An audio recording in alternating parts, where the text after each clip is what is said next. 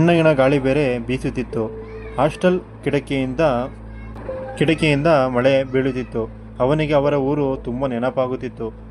ಅವನ ಮುಂದೆ ಇದ್ದ ಮರ ಮಳೆಯಲ್ಲಿ ನೆನೆಯುತ್ತಿರುವುದನ್ನು ನೋಡುತ್ತಾ ಹಾಗೆ ಸುಮ್ಮನೆ ನಿಂತಿದ್ದ. ಅವನಿಗೆ ಅವರ ಊರಿನ ಮರ ಒಂದು ನೆನಪಾಗುತ್ತಿತ್ತು. ಊರಿನ ಜನರು ಆ ಮರದಲ್ಲಿ ಭೂತವಿದೆ ಎಂದು ನಂಬಿದ್ದರು. ಅಮಾವಾಸ್ಯೆಯ ದಿನ ಆ ಮರದಿಂದ ಭೂತಗಳು ಹೊರಗೆ ಬರುತ್ತವೆ ಎಂದು ಅಲ್ಲಿರೋ ಜನಗಳು ನಂಬಿದ್ದರು. ಆ ಮರದಿಂದ ಕೆಳಗೆ ಇಳಿದು ಚೆನ್ನಾಗಿ ಕುಣಿದಾಡಿದ ಮೇಲೆ ಆ ದೆವ್ವಗಳು ತಮ್ಮ ಬೇಟೆಯನ್ನು ಹುಡುಕಿಕೊಂಡು ಹೋಗುತ್ತಿದ್ದವು. 6ನೆಯ ದಿನ ಆ ಜಾಗದಲ್ಲಿ ಆ ಮರದ ಕೆಳಗೆ ರಕ್ತದ ಓಪಳಿಗೆ ಹರಿದಿರುತ್ತೆ.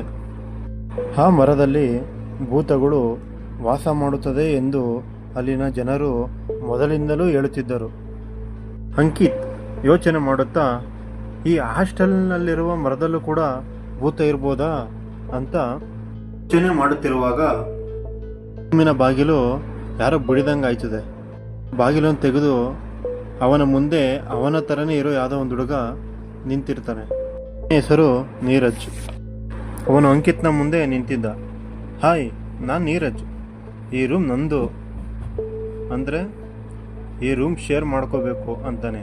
ಊರಿನ ತುಂಬ ದೊಡ್ಡ ಕಾಲೇಜ್ ಒಳಗಡೆಯಿಂದ ಇರುತ್ತೋ. ನೀರಜ್ ಮತ್ತು ಅಂಕಿತ್ ಫಸ್ಟ್ ಟೈಮ್ ನೋಡುತ್ತಿದ್ದರು. ಇಬ್ಬರು ಊರಿನಿಂದ ಬಂದಿರುತ್ತಾರೆ. ಇಂಜಿನಿಯರಿಂಗ್ ಅಲ್ಲಿ ಇಬ್ಬರಿಗೂ ಒಳ್ಳೆ ಮಾರ್ಕ್ಸ್ ಬಂದಿರುತ್ತೆ. ಅದಕ್ಕೆ ಈ ಕಾಲೇಜ್ ಸಿಕ್ಕಿ ಒಬ್ಬ ಸಿವಿಲ್ ಇಂಜಿನಿಯರಿಂಗ್ ಮತ್ತು ಇನ್ನೊಬ್ಬ ಎಲೆಕ್ಟ್ರಾನಿಕ್ಸ್ ಇಂಜಿನಿಯರ್. ಒಬ್ಬ ಬಡ ರೈತನ ಮಗನಾಗಿರುತ್ತಾನೆ. ಅವರ ತಂದೆಯ ಮೇಲೆ ತುಂಬ ಸಾಲ ಇತ್ತು.